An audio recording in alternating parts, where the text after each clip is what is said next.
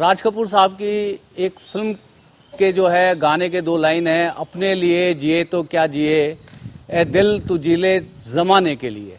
तो दोस्तों, चलते चलते जो कि ज़िंदगी का चैनल है और इस ज़िंदगी के चैनल में ज़िंदगी की कहानियों को ढूंढते ढूंढते, जैसा मैंने आपको पहले वीडियो में बताया था कि हम कभी इस शहर, कभी उस शहर, कभी छोटे कस्बे, गांव, देहातों में पहुंचते हैं ऐसी कहानियों को, ऐसे किरदारों को ढूंढने के लिए। वो किरदार जो सिर्फ अपने लिए ही नहीं जीते बल्कि अपने जीवन के साथ साथ दूसरों के जीवन में भी उजाला लाने का काम करते हैं, रोशनी लाने का काम करते हैं। ऐसे लोगों की कहानियों को मैं ख़ास तौर पे तवज्जो देता हूं, जो इस समाज में दिए की तरह, जैसे दिया जो है उसके अब तलहटी में खुद अंधेरा होता है मगर वो दूसरों को रोशनी देता है। तो ऐसे ही एक कहानी के किरदार को ढूंढता ढूंढता मैं चला आया दिल्ली से अलीगढ़। और इस टाइम मैं जहाँ पर हूँ, ये नुमाइश ग्राउंड, मुक्तिधाम, यानी अंतिम स्थान, अंत्येष्टि का स्थान, शमशान भूमि से बोल रहा हूँ। और इससे पहले भी हमने एक वीडियो निगमबोध घाट से की थी, जिसमें मैंने जिक्र किया था हरिवंश राय बच्चन साहब की एक कविता का कि छोटे से जीवन में कितना प्यार करूं, पी लूं हाला, आने के ही साथ जगत में कहलाया जाने वाला, स्वागत के ही साथ विदा की होती देखी तैयारी, बंद लगी होने खुलते ही मेरी जीवन मधुशाला। तो दोस्तों, मृत्युलोक पे यानी धरती पर जो लोग भी आए हैं, वो उसके जीवन में जितने भी हमारे जो समय आते हैं वो पड़ाव है, मंजिल नहीं है। मंजिल है यही अंतिम स्थान जिसे हम शमशान कहते हैं, इस जगह को मुक्तिधाम कहते हैं। पीछे हमने जो है निगमबोध घाट से जो है स्टोरी की थी। तो दोस्तों, आज मैं एक ऐसी शख्सियत के साथ जो है बैठा हूँ, जैसे मैंने पहले भी कहा था, हमारे और आपके परिजन हैं। और जब हमारे आपके नाते रिश्तेदार में किसी की मृत्यु होती है तो चार कंधों पे चढ़ करके, और यदि वो वृद्ध होते हैं तो उनकी बाकायदा जो है ढोल ताशे जो है बजते हैं, बहुत उत्सव की तरह उनके जो है कहते हैं शमशान में उनको जो है लाया जाता है। मगर आप सोचिए कि जिनका कोई नहीं है उनके लिए कौन खड़ा होता है?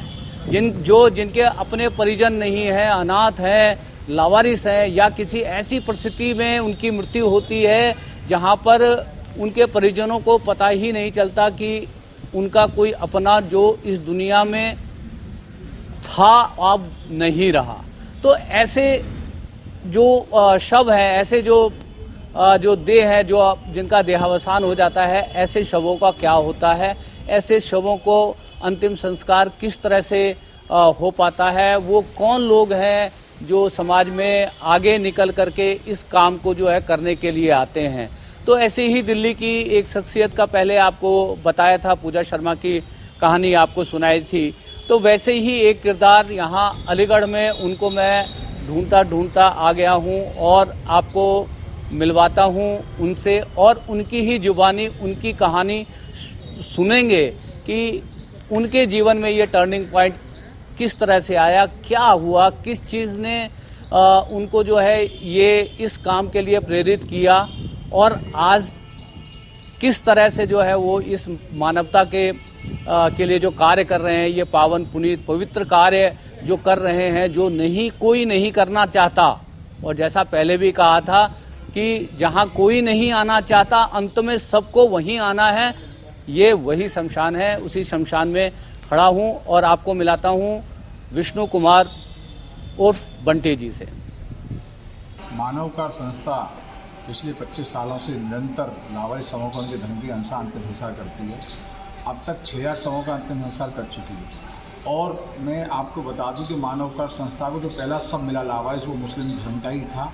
और इसी चांदमारी में जो नुमाइश मैदान में कब्रिस्तान है, वहाँ हम लोगों ने बाकायदा दफनाया था। और तब से लेके अब तक निरंतर इस संस्था बिना किसी भेदभाव के, जब मुस्लिम होता है तो उनको दफनाते हैं हम लोग, और हिंदू होता है तो उनको जलाते हैं।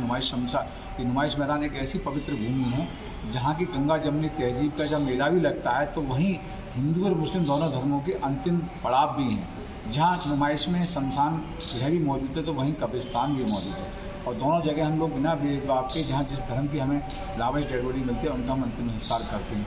और यही नहीं, अंतिम संस्कार करने के बाद हर साल उनकी रूह की आत्मा की शांति के लिए कुरान खानी का कार्यक्रम किया जाता है। आज भी हमारे तमाम मुस्लिम साथी यहाँ जो कि मौजूद हैं, उन्होंने तमाम मदरसों के बच्चों को, मौलवियों को और इमाम साहबों को बुलाकर उनकी आत्मा की रूह की शांति के लिए कुरान खानी का कार्यक्रम आयोजित किया, जिससे कि उनकी रूह को शांति मिल सके और वो भी जन्नत फरमाएँ। विष्णु जी, सबसे पहले तो हम अपने चैनल पे आपका जो है हार्दिक अभिनंदन करते हैं और आभार व्यक्त करते हैं कि आपने अपने इतने व्यस्त समय में से कुछ समय हमारे लिए निकाला। तो सबसे पहले मैं चाहता हूं कि आपकी ज़ुबानी ही मैं आपका परिचय जानना चाहता हूं। आप हमारे दर्शकों को अपना परिचय बताएं। नमस्कार, मैं आभारी हूँ सर्वप्रथम आपके चैनल चलते चलते का और आपका तथा आपकी समस्त टीम का एवं दर्शकों का, जिन्होंने कि मुझे इस लायक समझा जिससे मेरे साथ कुछ दो पल मेरे सफ़रनामे को चुना। उसके लिए मैं एक बार पुनः आप सभी का आभारी हूँ। साथियों, मेरा नाम विष्णु कुमार बंटी है। मैं अलीगढ़ उत्तर प्रदेश का रहने वाला हूँ और यहाँ एक मानव उपकार संस्था करके एक NGO चलाता हूँ, जिसका उद्देश्य है समाज सेवा कर्म हमारा, मानव सेवा धर्म हमारा। जैसा कि आप नाम से ही परिचित हो गए होंगे, मानव उपकार, जैसा नाम वैसा काम। हमारा प्रयास रहता है कि हर उस दुखियारे व्यक्ति के आंसू पहुंचने का, जो किसी दुख में इस पवित्र धरोहर पर आता है, उसकी हम कुछ मदद कर सकें, उसके कुछ आंसू पहुंच सकें और कुछ उसका दर्द बांट सकें। जी। क्योंकि कहावत है कि सुख में तो जब इंसान के पास सुख होता है, चाहे वो धन रूपी हो या किसी भी रूप में होता है, तो तमाम साथी उसके खड़े हो जाते हैं। जी जी। और उस खुशी की घड़ी में कुछ मेहमान, जिन्हें कि हमारे समाज ने थर्ड जेंडर की भी संज्ञा दी है, वो लोग भी बिन बुलाए आ जाते हैं। जी जी जी। लेकिन जब एक दुख किसी व्यक्ति के ऊपर गुजरता है, जब उसके साथ उसका अपना साथ छोड़ देता है, तब वो घड़ी एक ऐसी घड़ी होती है कि ऐसी कभी कभी विषम परिस्थिति भी होती है कि जब उस व्यक्ति की मदद करने वाला, उसके साथ खड़े होने वाला कभी कभी कोई नहीं होता। बंटी जी, मुझे आप ये बताएं कि ऐसी कौन सी घटना थी जिसने आपको इस मुहाने पे ला कर के खड़ा कर दिया, जिसने आपको प्रेरणा दी, जिससे प्रेरित होके कोई ऐसी घटना ज़रूर आदमी की ज़िंदगी में होती है जो उसकी ज़िंदगी को अचानक से एक नया मोड़, एक मतलब टर्निंग पॉइंट ले आती है। तो ऐसी कौन सी घटना थी जिसने आपको जो है इस पावन पुनीत पवित्र कार्य में लगा दिया? देखिए, लगभग 27-28 साल पूर्व की बात है कि हम अपने कुछ दोस्तों के साथ अपने 2 व्हीलर्स पर सवार होकर एक छोटी सी ढाबे पर खाना खाने के लिए जा रहे थे, दाल रोटी। तो कभी कभी इस भागम भाग की ज़िंदगी में हम महीने 2 महीने में कुछ 5-7 दोस्त एक समय निकालते थे और जाके एक ढाबे पर जाके कुछ खाने का, दाल रोटी खाने का प्रयास करते थे। तो एक दिन जब हम गुजर रहे थे तो हमने देखा कि एक रिक्शे वाला, सवारी रिक्शा जो जैसे सवारी चलती है, जी जी, उस सवारी रिक्शे में एक शव जो है पड़ा हुआ था, आधा ऊपर आधा नीचे, और एक व्यक्ति एक गड्ढा खोद रहा था। ओके। हम थोड़ा सा निकल गए आगे, मन नहीं माना, लौट के मैं आया। मैंने उससे पूछा कि भाई ये क्या कर रहे हो, क्या मामला है? तो उसने बताया कि एक लावारिस शव है और इसका मैं अंतिम संस्कार कर रहा हूँ। तो मैंने कहा लावारिस शव है, इसका अंतिम संस्कार कैसे कर रहे हैं? बोले एक मुस्लिम धर्म का सब बताया गया है ये। जी जी। और पुलिस वाले जो है मेरे को 100 रुपये दे गए और कह गए हैं कि इसका आप अंतिम संस्कार कर दीजिए। तो मैं इसका अंतिम संस्कार कर रहा हूँ, इसको दफना रहा हूँ। जी जी। नाले के सहारे उसको दफनाना उस तरीके से कुछ अमानवीय लगा, कुछ लगा कि हमारी समझ में नहीं आया। हमने उससे पूछा कि लावारिस कैसे, क्या? बोले इनके कुछ नहीं होता, कोई पहचान नहीं होती, पुलिस वालों को कुछ मिलता नहीं है, वो दे जाते हैं, तो वो कर रहे हैं। तो हम चले गए क्योंकि जाना था हमको, लेकिन मन में उस रात में सो नहीं पाया। जी जी। अपने दोस्तों के साथ इस घटना को जिक्र करने ही वाले थे कि एक दिन इत्तेफाक से फिर मैं किसी काम से निकल रहा था, तो मैं देखता हूँ कि वही रिक्शा वाला शाम के समय एक सबको उस रिक्शे में से घसीटते उस नाले में डाल रहा था। मैंने कहा भाई ये क्या कर रहे हो? बोले साहब उसने वही बातें पुनरावृत्त की कि एक लावारिस से देंगे इसको ठिकाना लगाने के लिए, तो उसको मैं ठिकाने लगा रहा हूँ नाले में? नाले में। यहीं थोड़ा सा कुछ किलोमीटर 1-2 किलोमीटर दूरी नाला है एक, जी। काफ़ी विशाल, अब तो काफ़ी तरक्की होगी, उस समय सुनसान रहता था, तो उसमें फेंक रहा था। मुझ पर रहा नहीं गया, मैंने उसको डांट मारी, ऐसे क्यों कर रहे हो भाई, हमें बता दिया करो, हम अगर ऐसा कुछ है तो हमारे पास। बोला ठीक है साहब ले आएंगे। हम निकल गए, हमने उसको रोकने की कोशिश की, तब तक वो फेंक चुका था उस सबको। जी। अब नाले में घुस के निकालना तो संभव नहीं था मेरे लिए उस समय अकेले होने की वजह, लेकिन मेरे को विचलित कर दिया। इत्तेफाक से मैं 2-3 दिन बाद वहाँ से कुछ काम की व्यस्तता में भूल गया, मैं निकल रहा था, देखा था कि उस सब वहाँ कुछ चील कौवे लग रहे थे और कुत्ते कुछ घसीट रहे थे। जी। तो उस सब को जब मुझे एहसास हुई तो वही सब है जब उसको उस व्यक्ति ने फेंका था। तो मुझ पर रहा नहीं गया और मैंने अपने दोस्तों के साथ इस बात को शेयर किया कि भाई आखिर ऐसा कैसा हो सकता है कि कहीं ना कहीं कोई व्यक्ति पैदा होता है तो निश्चित तौर पर उसका कोई ना कोई माँ बाप अवश्य होता है, क्योंकि बिना माँ और बाप के किसी संतान को जन्म देना नामुमकिन था। जी। तो ये बात मेरे मन को थोड़ी चुभी और मैंने कहा ये कैसा दुर्भाग्य है कि आज इस व्यक्ति के चील कौवे खा रहे हैं, कुत्ते घसीट रहे हैं। एक ज़माना रहा होगा कि जब इसके पैदा होने पे हो सकता है कि कभी ना कभी कोई उत्सव मना होगा। जी। क्योंकि ये भी एक कटु सत्य है कि जब व्यक्ति पैदा होने की उसकी आहट होती है तो 7 से 9 महीने पहले आभास हो जाता है कि कोई व्यक्ति मानव इंसान के रूप में जन्म लेने वाला है। वो बात अलग है, लड़की होगी या लड़का, वो अलग बात की कहानी है, लेकिन सबसे पहली बात तो ये है कि जन्म लेने वाला है या लेने वाली है, किसी संतान का जन्म लेने वाला है।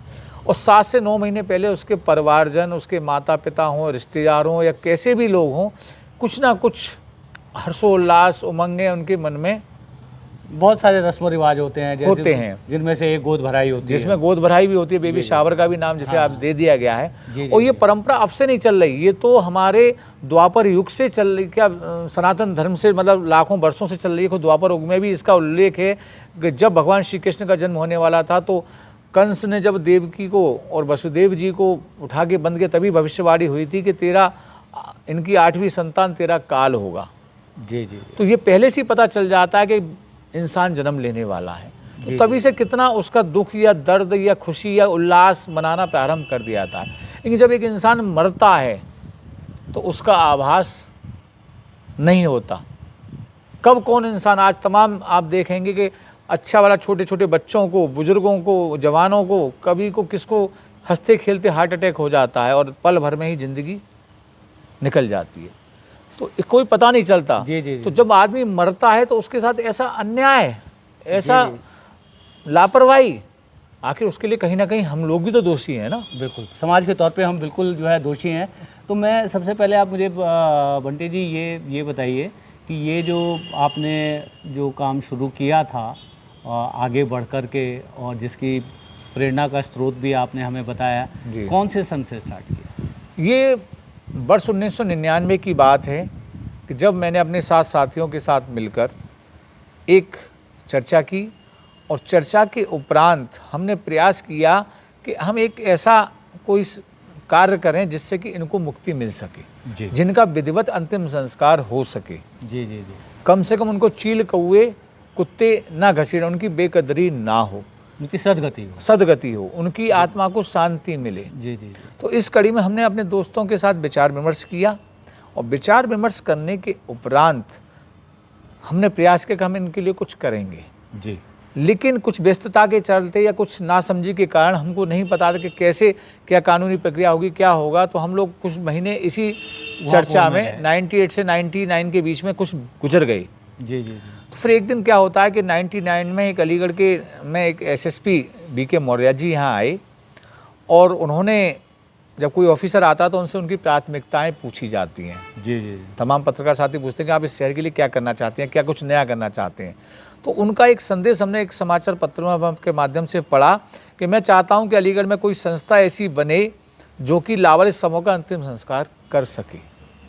तो वो हमें एक उम्मीद की किरण नज़र आई उसमें, और उस लेख को पढ़ के हम जो है, हम उस समय के तत्कालीन महापौर श्री आशुतोष वासने जी से भी हमने, क्योंकि कुछ पॉलिटिकल थोड़ा कहीं इशू ना आ जाए कुछ, उनसे भी हमने सलाह मशवरा किया। और उसके उपरांत जो है एसएसपी श्री वी.के. मौर्य जी के पास हम उनके पास गए और उन्होंने हमसे हमारी बात को सुना, हमारे जज्बे को देखा और हमें उन्होंने अपने पुलिस अधीक्षक नगर श्री गोविंद अग्रवाल जी के पास भेज दिया। आप उनके पास जाइए, मैं उनको समझा चुका हूँ, वो आपको सब समझाएं किस तरीके से कैसे क्या करना है। हम उनसे मिले गोविंद अग्रवाल जी से, हमने उनसे सारी बात की तो उन्होंने बताया कि ऐसे ऐसे एक लावारिस सब वो होते हैं कि जिनको कि कहीं ना कहीं कोई मार देता है या जिनकी पहचान नहीं होती या कुछ बीमारी से या गरीबाई में कैसे भी मर जाते हैं, इनकी शनाख्त नहीं हो पाती, वो लावारिस कहलाए जाते हैं। और हमारे पास कोई ऐसा फंड नहीं है, कोई ऐसी व्यवस्था नहीं होती जिससे कि हम उनका अंतिम संस्कार विधिवत कर सकें। तो अगर आप ये अंतिम संस्कार करना चाहते हैं तो इससे अच्छी कोई बात नहीं होगी और हम इसमें पूरा सहयोग पुलिस विभाग की ओर से आपको करने को तैयार हैं। जब भी हमें कोई ऐसा सब मिलेगा हम उसका अंतिम संस्कार के लिए आपको देंगे और हम उसका अंतिम संस्कार करेंगे। तो ये बंटी जी, ये जो आपकी संस्था है एनजीओ मानव उपकार जो संस्थान जी, इसकी स्थापना किस वर्ष में हुई? इसकी स्थापना हमने वर्ष 99 में ही कर दी थी। जी जी, वर्ष 1999 में कि हमने इसके नामकरण किया, इसकी स्थापना की और तभी से हमने कार्य करना प्रारंभ भी कर दिया था। लेकिन रजिस्ट्रेशन यूपी सोसाइटी एक्ट, क्योंकि एक सोसाइटी बनाई हमने आगे लंबी समय तक चलाने के लिए, तो इसका रजिस्ट्रेशन हमने वर्ष 2001 में कराया। जी जी, हाँ, Uttar Pradesh society registration act है जिसके अंतर्गत हमने इसका बाकायदा रजिस्ट्रेशन वर्ष 2001 में करा लिया। लेकिन हमने अंतिम संस्कार करना वर्ष 1999 से ही प्रारंभ कर दिया। ऐसे में मतलब क्या जो है मतलब सामाजिक तौर पे आपके सामने चुनौतियां रही, घर वालों का क्या रिएक्शन था, नाते रिश्तेदारों का क्या रिएक्शन था कि जब आपने ये ठाना कि मैं इस काम को करूँगा जिस काम को करने के लिए विरले ही लोग आगे आते हैं? ज़रा उन चुनौतियों के बारे में हमें बताइए संक्षिप्त में। देखिए, जैसा कि आपने कहा कि जब हम इस कार्य को करना प्रारंभ किया तो हमसे जब एसपी सिटी ने ये कहा था कि मात्र महीने में 2-1 शव आएंगे, जी जी, तो हम लोगों ने एक नाम तो सोच लिया कि नाम मानव उपकार नाम रख लिया था। तो जब 2-4 शवों की बात आई थी महीने में तो हम 7 दोस्त थे, हम लोगों ने कहा कोई बात नहीं, कितना खर्चा आएगा हम लोग अपनी पॉकेट से जी जी जी, खर्च कर देंगे, पुण्य काम है, पुण्य का काम है। लेकिन इत्तेफाक से ऐसा हुआ कि 2 दिन के अंदर ही 4 शव प्राप्त हो गए। मतलब पहले दिन एक मिला हमको जो कि मुस्लिम धर्म का था, जिसको कि हमने बराबर ही कब्रिस्तान है इसमें दफनाया था, और दूसरे दिन 3 शव जो कि हिंदू धर्म के हमको प्राप्त हुए। कुल मिला के 2 दिन के अंदर 4 शव प्राप्त हो गए। तो हमने कहा कि जब 2 दिन में 4 शव आ गए तो 1 महीने में ये संख्या बढ़ेगी निश्चित तौर पर। जी जी जी, तो हमने 4 शवों का खर्चा तो अपनी पॉकेट मनी से हम लोगों ने झेल लिया। जी जी, लेकिन अगर 1 महीने में सपोज करिए 20-25 शव प्राप्त होंगे तो लगभग 50,000 रुपये का करीब का खर्चा आएगा, तो उसको हम कहाँ से करेंगे? तो उसके लिए हम लोगों ने लोगों को जोड़ना का एक आह्वान किया। हमने लोगों से कहा कि आप एक चाय जितने रुपए की आती है उतने रुपए रोज के हिसाब से हमको देना शुरू करिए 1 महीने में। जी जी जी, जिससे कि आपका अंशदान के रूप में हम आपको भी पुण्य के भागी बना सकें। माध्यम हम बनेंगे लेकिन पुण्य आपको भी मिलेगा। तो हमने पहले लोगों को जोड़ना शुरू किया। जी जी, रहा सवाल जब हमने इस काम को करना शुरू किया तो कुछ लोगों ने हमें क्रिटिसाइज भी किया, जैसे कि अभी कहा, अरे ये तो शमशान का काम है और ऐसा नहीं है वैसा नहीं, कैसे कर पाओगे, इतना कठिन काम है और बदबू आती है और ये हुआ वो हुआ।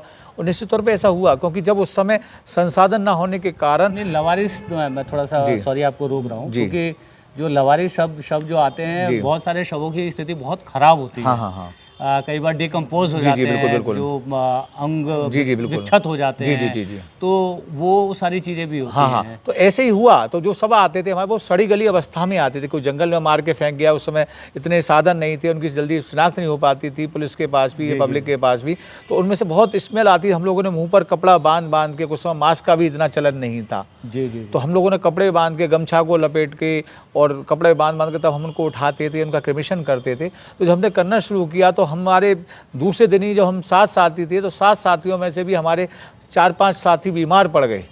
उनकी इतनी स्मेल बदबू आ रही थी जिससे कि उनके दिमाग में चढ़ गई, और किसी को फीवर, किसी को वॉमिटिंग, किसी को कुछ, वो सारा हो गया। तो हम लोग भी विचलित हुए, लेकिन हम लोगों ने हार नहीं मानी। एक तरफ हमारे पास वो चुनौती थी पैसे की, जिसके लिए हमने लोगों को जोड़ना शुरू किया।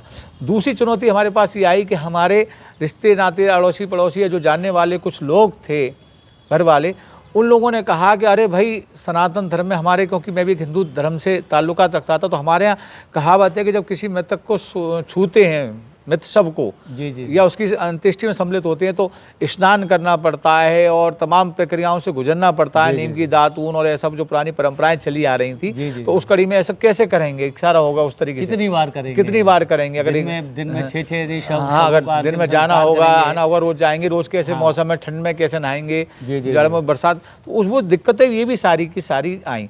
उधर साथ ही साथ वर्ष 1998 मेरी शादी भी हुई थी, तो वो भी एक चुनौती थी क्योंकि घर में भी मतलब भरी पूरी जवानी में काम करना। जो हाँ, है मतलब स्टार्ट पत्नी को भी थोड़ा सा मतलब सब लोगों को ये लगा कि एक साथ एकदम ऐसा कैसे ये सारी चीज़ हो रही है। तो हमने यही सोचा, उन सब चुनौतियों को स्वीकार करते हुए सबको समझाया। जी जी सबसे पहले मैंने अपनी अर्धांगिनी को समझाया कि हर इंसान में कोई ना कोई शौक होता है। जी जी किसी में कोई आदमी शराब के मैखाने में जाता है, कोई जुआ घर में जाता है, कोई अन्य किसी जगह जाता है, तो मुझे ये थोड़ा समाज सेवा, किसी की मदद ही करने जा रहा हूँ। जी जी जी उनको ये समझाया तो उनको समझ में आया, उनको अच्छा लगा, उनका सपोर्ट मेरे को, मेरे घर उन पत्नी का, मेरी माँ का, पिता का, सबका सहयोग मिला। मैंने ये कहा हम किसी का भला करने जा रहे हैं, हम किसी का बुरा नहीं कर रहे, तो हमें ऐसी कोई दिक्कत नहीं होगी। तो हमने वही किया, तो उसके अंदर घर वालों की समझ में आ गया, तो सबसे पहले घर का सपोर्ट मिला। उसके बाद हमने लोगों को जोड़ा, लोगों ने भी हमें हमारे काम को जब धीरे धीरे लगा, हम लोगों ने बताया कि हम बिल्कुल उनको साथ में उठा के ला रहे हैं, किस तरह करें। क्योंकि कभी कभी कुछ सब जब ट्रेन से कट जाता, छत विच्छित हो जाता, तो मुझे और जैसा 5.5 फीट का आदमी, 5 फुट 7 इंच का, एक सीमेंट की कट्टे के बराबर गठरी में, पोटली में बंद के आ जाता था। जी जी जी तो इंसान की कोई पता नहीं, तो इसलिए हमने उनको जब लोगों को दिखाया, लोगों ने हमारे काम को धीरे धीरे, लोग हमसे जुड़ते गए और कारवा बढ़ता गया। अच्छा बंटी जी, ये बताइए, जैसे आप ये इतने बड़े मिशन पर हैं और लगातार, मैं जहाँ तक यदि मैं बैठे बैठे कैलकुलेट कर रहा था जी, तो ये 25 साल से ज़्यादा हो गए, सिल्वर जुबली हो गई जी। तो आप ये जो जितने भी जो शव आपके पास आते हैं, तो सभी धर्मों के जो है शवों को समान भाव से जो उनकी अंत्येष्टि करते हैं? बिल्कुल आपने ठीक कहा। हम लोग, क्योंकि जैसे मैंने कहा कि जब एक आदमी ट्रेन से कट जाता है, उसकी जब चिथड़े हो जाते हैं, तो आप कैसे पहचान करेंगे कि वो किस धर्म का है। जी तो हमने उसके अकॉर्डिंग, क्योंकि लेकिन पुलिस को कहीं ना कहीं पंचनामा भरती है, तो उसमें वो धर्म का उल्लेख करते हैं, उसमें सामग्री जो मिलती है उसके आधार पर वो किस धर्म का है, किस मजहब का है, तो जो पुलिस हमको वेरिफिकेशन करके देती है, हम उसी के अनुरूप करते हैं। कागज़ के आधार पर हम उनसे एक लिखित प्रार्थना पत्र लेते हैं, उसके आधार पर हम करते हैं। और जिसका ये पहला परिणाम है कि नाम मानव उपकार, उस काम को करने वाले हमारे सभी साथी हिंदू थे, लेकिन हमने पहले सबका जो अंतिम संस्कार किया वो मुस्लिम धर्म का मिला। बाकायदा हमने उसको दफनाया, उसका जो है दुआएं मांगी, उस पर मिट्टी चढ़ाई और कब्र के ऐसा पूरा काम किया। उसके बाद में हमें जिस धर्म का मिलता है उसी के अकॉर्डिंग हम उनका करते आ रहे हैं। जी जी। और यही नहीं, हमने एक काम और करना प्रारंभ किया। केवल अंतिम संस्कार, व्यक्ति की सबको केवल जलाने से या दफनाने से उस व्यक्ति की आत्मा को शांति नहीं मिलती। जी जी। विभिन्न धर्मों में इसका उल्लेख है। जहाँ हिंदू धर्म में कहा जाता है कि जब तक उस मृत व्यक्ति की अस्थियों को किसी पवित्र नदी, सरोवर में विसर्जन नहीं किया जाता, उसका पिंडदान नहीं किया जाता, उसका तर्पण नहीं किया जाता, उसका श्राद्ध नहीं किया जाता, उसको मोक्ष नहीं मिलता।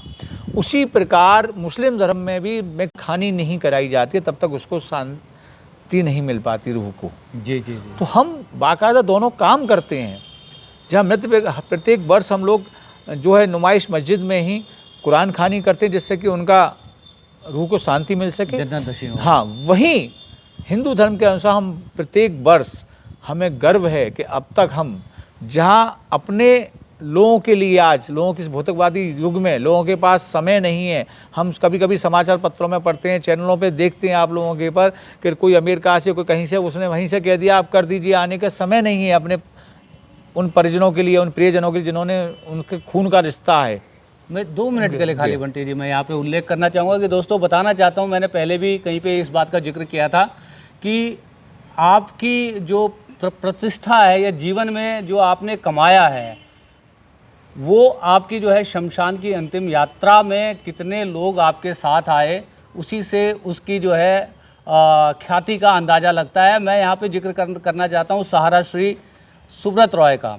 सुब्रत रॉय साहब करोड़ों खरबोपति के स्वामी हैं और अपने पुत्र के हाथ से उनको अग्नि नसीब नहीं हुई। उनका अपना बेटा विदेश से उनके अंत्येष्टि करने के लिए नहीं आया। नहीं आया। मैं इसलिए इसको बीच में जो है बिल्कुल मेंशन आप करना चाह रहा बिल्कुल था, आपने ठीक जो आपने कहा अभी बिल्कुल इस बात आपने ठीक कहा। मैं यही बताना चाह रहा हूँ, ऐसे तमाम केसेज हैं। ग्वालियर नरेश माधवराव सिंधिया जी, जिनकी मृत्यु हवाई दुर्घटना में हुई, उनकी पहचान एक जूते से हुई।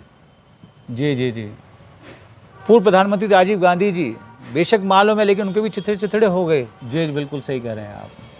पॉन्टी चड्डा, शराब माफिया माफिया किंग जो है, किंग माफिया। उनकी डेड बॉडी किस प्रकार घसीटते हुए, क्योंकि मृत व्यक्ति का कुछ पता नहीं, जी, क्योंकि जी, जी। भगवान ने एक छोटा सा मैं बताना चाहता हूँ, सब कुछ दिया है रब ने, फिर भी सबर नहीं है। बरसों की सोचते हैं, पल की खबर नहीं है। जी ये मौत एक ऐसी रवानगी है कि जब सजधज कर आएगी, ना सोना काम आएगा ना चांदी काम आएगी। जी जी तमिलनाडु की मुख्यमंत्री जयललिता जी अपने हीरे जड़ी हुई चप्पलें पहनती थी, जूतियां पहना करती थी, पहना हमारे करती थी करीब। नहीं, साड़ी लगी, साड़ी में हीरे जड़े हुए पहनती थी। जी जी जी लेकिन मौत कटु सत्य है, जिसकी जैसी आनी है उसको कोई नहीं रोक सकता इस संसार में, वो आएगी और आती है।